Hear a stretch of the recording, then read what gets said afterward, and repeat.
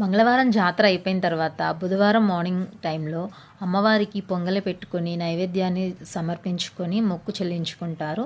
ఇది వచ్చేసి బుధవారం ఉదయం. High, welcome to my channel, this is Sudha. బుధవారం ఉదయం పూట మేము పొంగలి పెట్టేసుకొని అమ్మవారికి పొంగలితో పాటు కోడిని కానీ మేకని కానీ బలిస్తారు.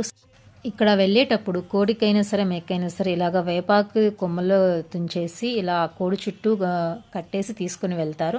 గుడి చుట్టూ అమ్మవారికి తిప్పి అంటే నీళ్లు తీసుకొని వారు పోస్తూ స్టార్టింగ్ ఇంటి దగ్గర నుంచి అమ్మవారికి గుడి చుట్టూ 3 ప్రదక్షిణాలు అయితే చేస్తారు. ఆ తర్వాత మనం చెల్లించినటువంటి పొంగలిని అమ్మవారికి నైవేద్యంగా ప్రసాదించి ఆ తర్వాత కోడిని మేకని బలిస్తారు. ఆ రోజు అమ్మవారి అలంకరణ అయితే చూపిస్తున్నాను చూడండి. చాలా అంటే చాలా ముచ్చటగా ఉంది. చాలా బాగా అలంకరణ అయితే చేశారు. ఇక్కడ అమ్మవారి దర్శనం అయ్యి ఇంటికి వచ్చేదాకా అయితే మా ఊర్లో ఎవరు కూడా అంటే టిఫిన్ అట్లాంటివి ఏం చేయకుండా డైరెక్ట్గా అమ్మవారికి మొక్కు చెల్లించుకున్న తర్వాతనే ఏదైనా సరే తింటారు.